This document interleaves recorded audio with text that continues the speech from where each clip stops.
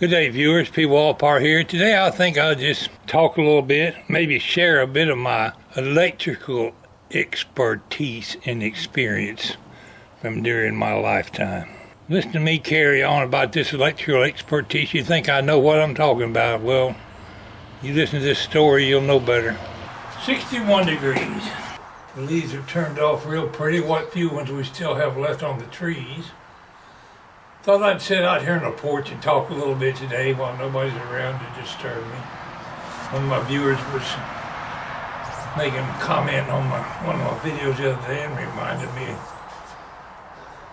maybe I should tell a story or two. I don't have no exact order in which to tell it, so I'll just sit here and talk. I was thinking about this house here. I'm not mechanical or electrically inclined more than most people. I just know a little bit about everything. Kind of a jack of all trades. Now, I wired this house in one of the jobs I did. I did just about everything you need to do to build this house. But when I got down to the part of wiring this house, I know every wire in this house. I'm not an electrical wizard, but I wired it well enough that it passed inspection when they come out here and inspect the cotton picking thing. Seems like I did make one mistake on the wire in the house, and what was that? Oh yeah, when you're running 220 off of your fuse box down there and where power comes into the house, you got to come off the opposite sides of the box to get two separate 110s to make 220. If you run two wires off of one side, you still only got 110 volts. So I didn't have 220 to my dryer in the basement. That was the only mistake I made. And the inspector showed me where I went wrong, and I fixed it. But he came out there in the basement.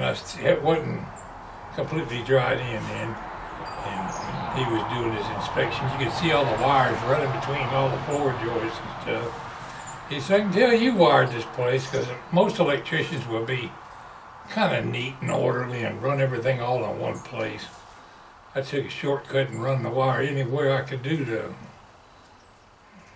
in a direct line to the switch or whatever I was wiring. But I managed to wire it good enough to get to pass inspection. So I'm not really an electrical whiz. I think back when I was a kid, I remember we lived in a little shotgun house down in South Georgia with my mother and my two brothers.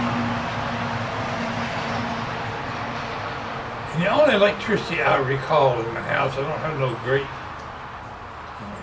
memory of the wiring or anything in that house, but I remember the light bulb just hung from the ceiling in the middle of the room.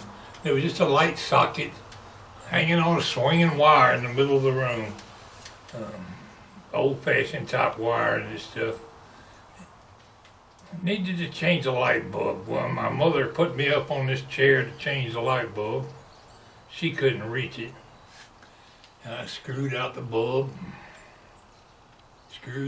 Went to screw in a new bulb, and I thought, oh, look at all them neat little contacts up in there.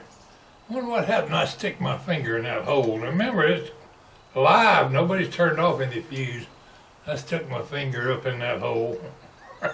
Needless to say, it got my attention. I'm dangling up there like a fly on a fly paper somewhere trying to get loose.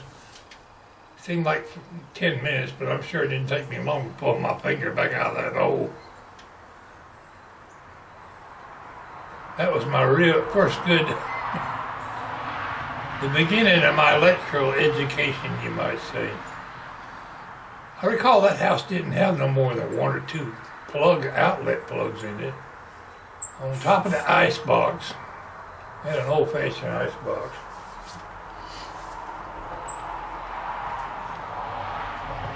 And on top of that was this little radio, about that yay big, plugged into one of them outlets.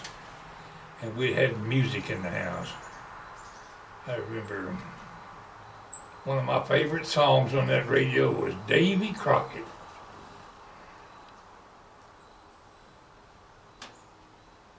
I don't remember them all. I know there was, it's where I really began my appreciation for country music. But I'm losing my train of thought. My first real experience at being an electrical whiz was when that old radio got to acting up or wouldn't play. Found out it was a blowed fuse. Well, back in them days, we had it was a little glass-looking piece about an inch long. You screwed this up in this thing kind of like a light socket into the fuse box, and that was the fuse. They would blow. You could see it was burnt out because there's a little element in it, just like on the automobile, you could see it was burned up.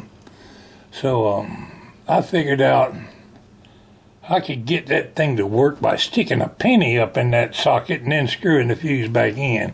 And that just bypassed the burnout part in the fuse, and you could get electricity back in the house.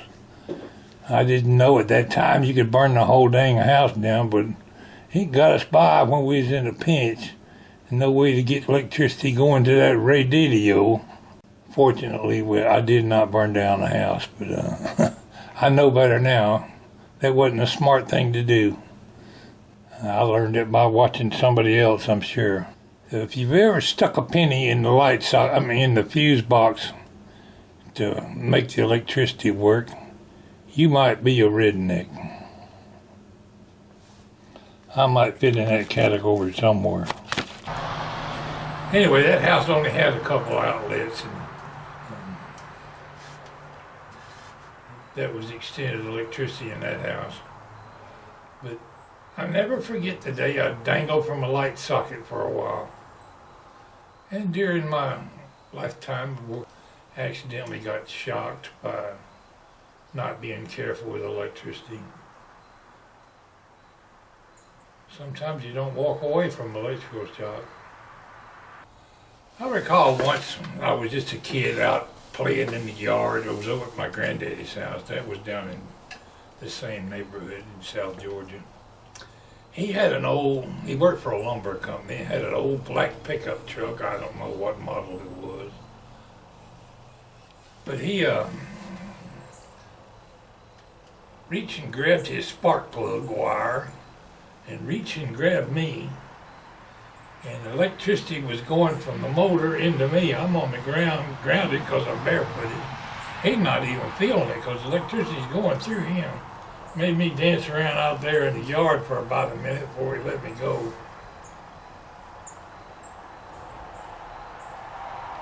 So you don't need 110 to get a good shock. A motor will get you going.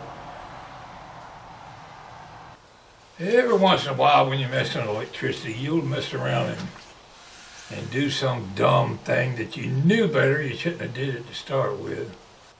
I recall one year we were on a trip to a train wreck with the Atlanta Derrick. We had this big, huge Caterpillar diesel motor that was, I reckon it was 10 foot long, a big long engine with big pistons. Anyway, that motor was a generator for electricity, supplying electricity to our coach cars.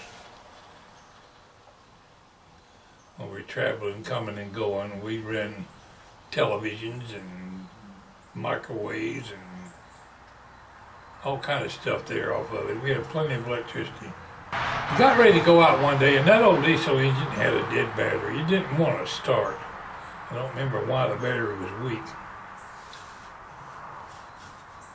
But I'm trying to get it cranked up, and it just wouldn't quite turn over. Well, great, we got a dead battery here, we got to go, and we got no electricity. Well, I tried all the cable connections to make sure they were tight. And maybe if I put a shot of ether in this engine, I squirted ether in there and tried it again. It wouldn't quite have enough power to fire over. I said, there's got to be some electricity in them batteries. I took maybe if I squirt some of this ether on there, squirted ether on the cable connections and all around the battery there, twisted on the wires and stuff to get them where we clean them off a little bit. And I thought, well, maybe it just ain't got a whole lot of power. Maybe if I strike an arc between this positive and negative terminal, it'll make a spark and I can see if there's any electricity in it.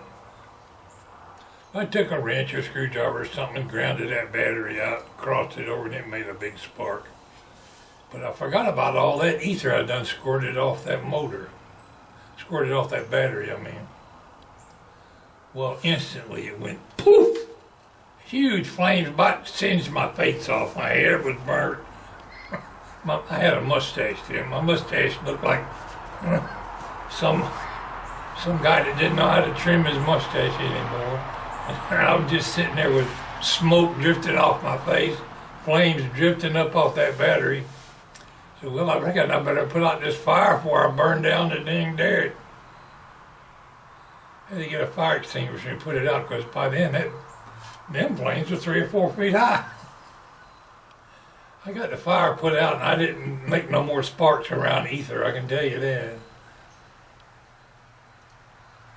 Didn't do no damage. We finally got it cranked up and running. But that was the end of my testing the battery with ether around. Ether's some powerful stuff. It'll start just about any diesel engine you got. If you can get any kind of power to it, it'll crank it up. Tell you something I did dumb one time, talking about doing dumb things. I was in the Navy. Here's an electrical fact that many of you may not know. The light bulb will burn off of AC or DC. It don't care. It'll work off of either one. Well, on this minesweeper we were on, we had 2 different electrical systems coming into the various compartments, AC and DC. And they were entirely different plugs. They were a little different on everything of the way they hook up. And they were labeled AC or DC. You didn't plug something like a radio or a record player into DC unless you want to burn the cotton picking thing up. The light bulbs and everything would work just fine off of DC.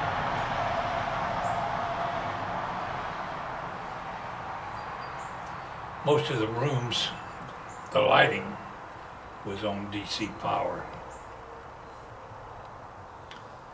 Well, I had painted this plaque or something for the captain of the ship and varnished it and had it looking real good, and the wet varnish was still good on it, wet on it, I mean. I'm looking for a place where this will dry that's free of dust and it won't be in nobody's way. I went up to the superstructure, and this entrance to what they call CIC is where all the hallway going down into CIC was clean, dust-free, all the electronic stuff they had in there, radar and sonar and all this kind of stuff was up in there where people in that department could do it, could operate that equipment. But as you're going down this hallway, I saw this light switch and I just knew that was a DC light switch. Let me turn this light on to find some place over here in the dark where I can lay this plaque. And I seen this switch and I flipped it. No lights come on. I look around and, well, maybe it's something else going on. Flip it again. Bloop! And what I was doing was turning the radar off and on and off and on. But then people up on the bridge are looking at the radar and wondering why this damn machine is going off and on, alarms going off. The XO or somebody come running down that ladder and caught me down there in that hallway and said, "What are you doing?" I said, "I'm trying to turn this damn light on." And that ain't no light, you fool. That's the power to the radar. You're about to burn up our radar on this ship. Oh, okay. You're not supposed to be in here no way. You're not in this department. I said, "I reckon I'll leave your light switch alone." I walked on out of there with my little plaque and found some other place to dry it. But so I wasn't really a whiz when it come to electricity back in them days. But I'm not scared to wire my light socket or a fuse panel or something. I've done quite a bit of that. kind of on-the-job training, you might say. Not a whole lot of talking about anything intelligent today, just rambling. Anyway, that's enough of my sharing my electrical expertise with my viewers. Thanks for tuning in. This is Pwalpar saying we'll talk to y'all later.